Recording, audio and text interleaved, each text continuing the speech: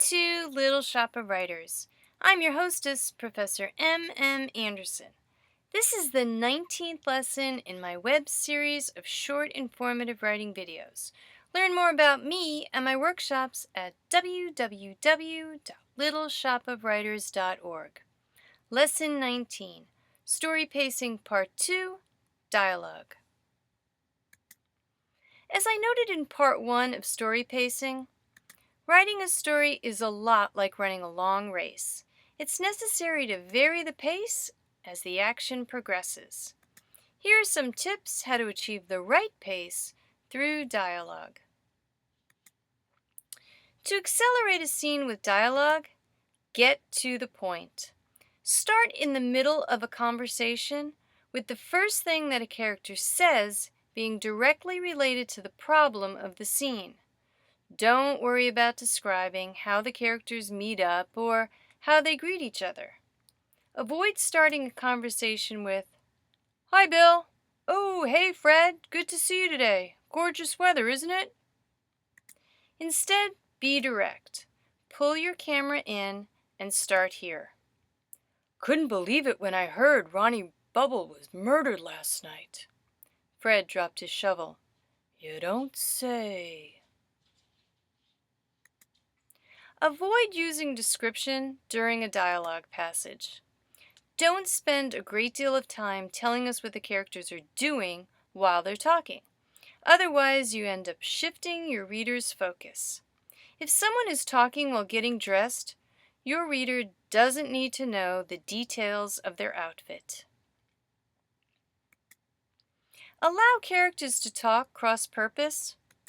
Good listeners are great in real life, but people who interrupt each other and don't listen place a lot of information on the page in a short period of time and draw the reader in. For example, afterward they found the murder weapon under the kitchen sink. Anyway, Fred stood me up for our date. Shows up 3 hours late with some lame excuse about his car breaking down. Fred is a lousy boyfriend. Coincidentally, the guy who was murdered was Fred's former boss. End dialogue the instant your objective is achieved, and cut to the next scene. To slow down dialogue scenes, have characters meander and wander from point to point. This is best in comedy.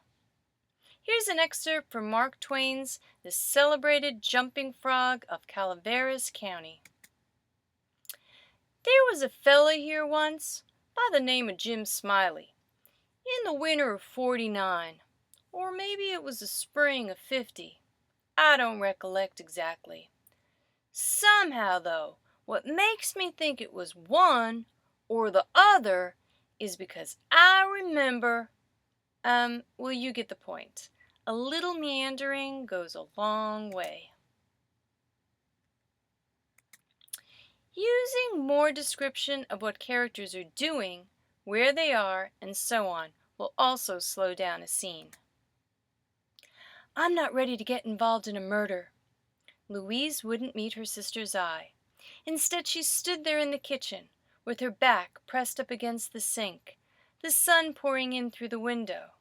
The bright backlighting made her look like some sort of middle-aged angel. Let your characters be good listeners, but not for too long. Good writers make dialogue feel real to the reader. This takes practice.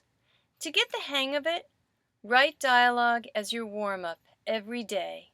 Put aside 5 minutes, and your writing will improve. Well, there you have it. A more effective way to speed up and slow down a story's pace through dialogue. Hope you've enjoyed this lesson. If so, please subscribe to the Little Shop of Writers channel here on YouTube and come back often for more writing tips, including Story Pacing Part 1, Prose. And check out my website at www.littleshopofwriters.org.